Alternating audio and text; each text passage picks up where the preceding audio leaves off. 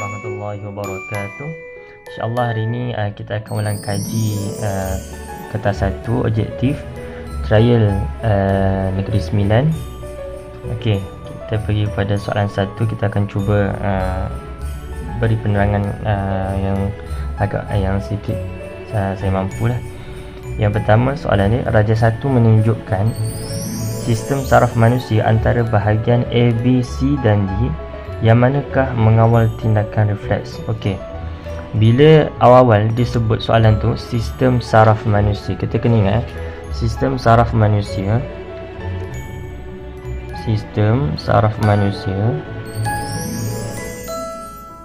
saraf manusia dia terbahagi kepada dua. Yang pertama ni kita boleh lihat ia adalah sistem saraf pusat. Kita buat SS sistem, kemudian saraf pusat. Okey, dalam sistem saraf pusat ni dia pun terbahagi kepada dua. Apa dia? Iaitu otak dan saraf tunjang. Yang lagi satu bahagian ni pula bagi sistem saraf manusia ni ialah sistem saraf periferi. Okey. Dan di bawah ni juga sama macam sistem saraf pusat, dia ada dua, iaitu saraf spina dan saraf kranium.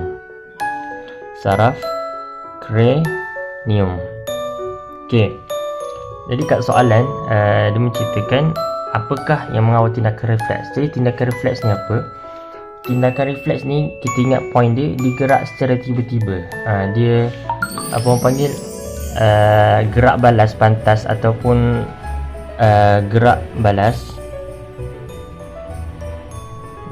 pantas terhadap rangsangan, terhadap rangsangan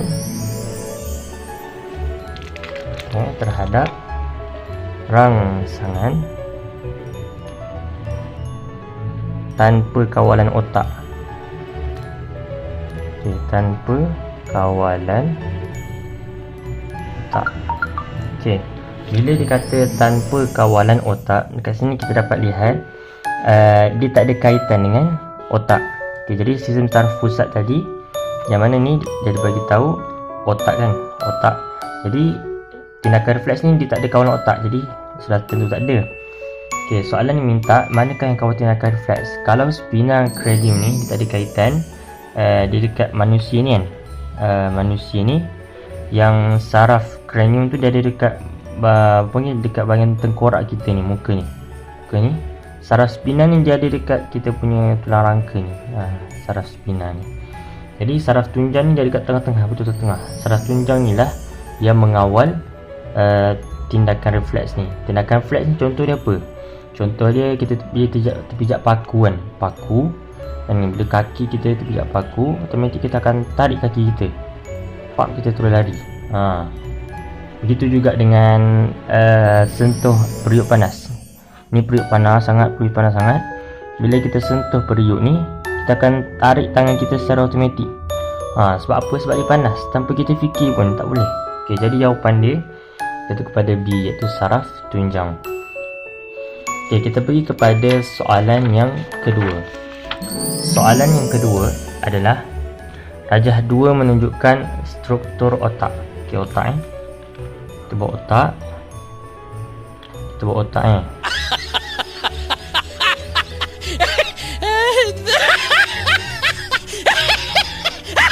Okey, struktur otak. Okey, bila sebut otak ni kita dah tahu dah bahagian yang mana. Nice.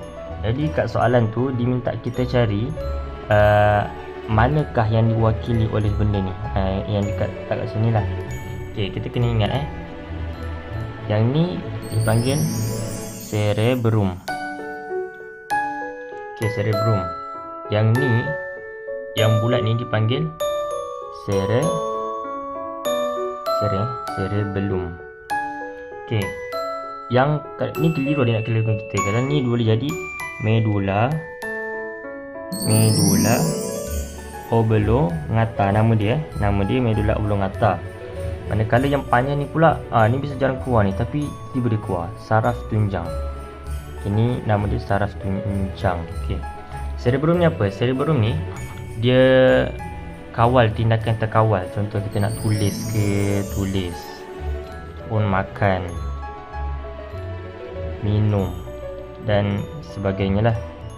Okey, kalau cerebellum ni, kita ingat belum maksudnya dikawal keseimbangan badan. Keseimbangan badan cerebellum. Keseimbangan contohnya basikal, kita berbasikal, kita main jongkang-jongkit, kita imbang badan kita. Benda yang imbang badan ni lah jongkang, jongkit. Jongkang-jongkit. Okey, medula oblongata ni pula dikawal tindakan luar kawal. Luar kawal ni macam contoh apa dia? Denyutan jantung. Contoh lagi nafas. Nafas kita tak boleh nak kawal dia. Dan dia bukan regangan macam cerebellum ni, bukan. Nafas ni dia secara tiba-tiba kita tak cukup nafas, dia nafas sendiri. Kadang sehari tu boleh juta-juta kali kita bernafas. Itu adalah fungsi bagi medula oblongata. Dan kemudian kita tengok pilihan jawapan dia. Dia bagi A, berbasikal. Berbasikal macam tadi, cerebrum dikawal tindakan terkawal. Kalau B pula, membaca. Kalau kita fikir membaca ni, aku boleh nak baca, aku boleh tak baca. Jadi pilihan kita cerebrum juga kita kawal. Dan C adalah berjalan. Berjalan pun pilihan kita. Kita boleh nak baring, kita boleh nak duduk, kita boleh nak jalan. Tak nak jalan pun tak apa. Jadi dia adalah cerebrum. Dan yang D pula, denyutan jantung. Denyutan jantung ni kita boleh kawal ke tak? Salah tentu kita tak boleh kawal. Jadi yang di label tu adalah dekat sini. PD kata P ni apa? Jadi adalah medula oblongata. Dia yang kawal tindakan luar kawal. Seperti denyutan jantung, bernafas, peluh. Kita tengah senang-senang tu peluh. Bukan kita nak keluarkan, tapi memang kita punya kehidupan macam itulah. Bila kita dah senam kan, automatik peluh yang kotor-kotor tu akan keluar.